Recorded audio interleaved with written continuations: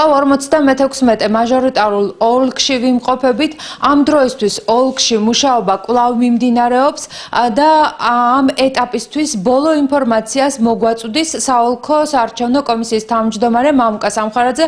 ბატონო მამუკა, ამ დროისათვის რა ინფორმაცია შეგიძლიათ მიაწოდოთ ჩვენს მაყურებელს?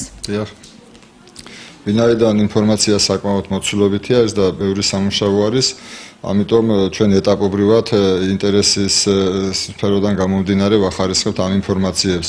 ამ ეტაპზე მოგაწვით მაჟორიტარი კანდიდატების შესახებ ინფორმაციას.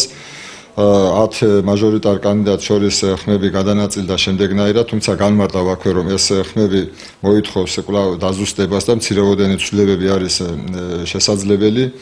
პირველ ადგილზე 7160 ხმით ეს არის 33% გავიდა ქართული ოცნების კანდიდატი სულხან მახათაძე. მეორე ადგილზე მას მოსდევს თეიმურაზ გაფრინდაშვილი 4099 ხმით, ანუ 19.4%. მესამე ადგილზე არის ერთიანი ნაციონალური მოძრაობის კანდიდატი პროკოპ ჩიკვილაძე 3578 ხმით 16.9%.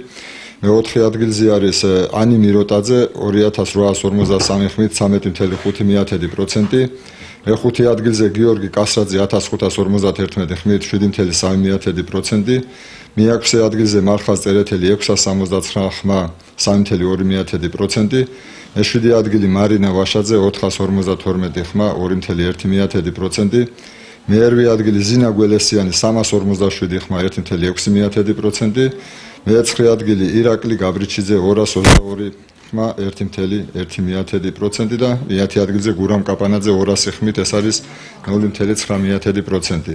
ჭიათურის 56 მაჟორიტარულ ოლქში რეგისტრირებული იყო 12 მაჟორიტარი კანდიდატი, აქედან 2-მა, ერთი პაატა ბუჭულაძის სახელმწიფო ხალხისათვის პარტიამ ბლოკის კანდიდატმა თეიმურაზ გვალიამ და მეორე მეჭიაურის პარტიიდან ცერცვაძე ზაურ ცერცვაძე მოხსნა კანდიდატურად. არჩა 10 კანდიდატი, აქედან გაგაცანით შედეგები.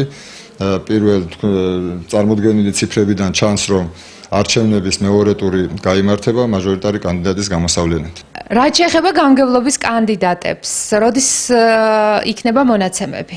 მოგახსენებთ, როგორც მოგახსენებათ, აგრეთვე მიმდინარეობდა რიგარეში არჩევნები გამგებლის. ჩვენ დავამუშავეთ პირველ ეტაპზე მაჟორიტარების მონაცემები, ვინაიდან ეს უფრო მაღალი ინტერესის მქონე იყო, თუმცა გვაქვს თითქმის სრული მონაცემები გამგებელთან დაკავშირებით თავმოყრილი. უბრალოდ დაჯამებაზე ვმუშაობთ ახლა.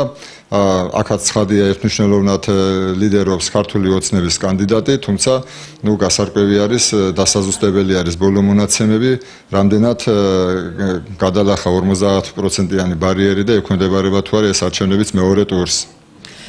რაც შეეხება დამატებით ინფორმაციას, უკვე ალბათ ხვალდილიდან შეგვეძლება ჩვენს და იმერვიზიის მაყურებელს მიიღოს ვრცელი და უფრო დაზუსტებული ინფორმაცია?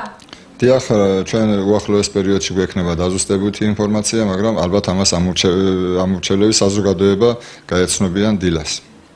დიდი მადლობა ბატონო მამუკა, ჩვენ ტელემაყურებელს შევახსენებთ, რომ გვიანი ღამეა საოლქო საარჩევნო კომისიაში მუშაობა გრძელდება. ჩვენ ტელემაყურებელს კიდევ ერთხელ შევახსენებ, რომ ინფორმაციას 56 ოლქში გამართული არჩევნების შედეგების შესახებ ჩვენ უკვე ხვალინდელ საინფორმაციო გამოშვებებში შემოგთავაზებთ.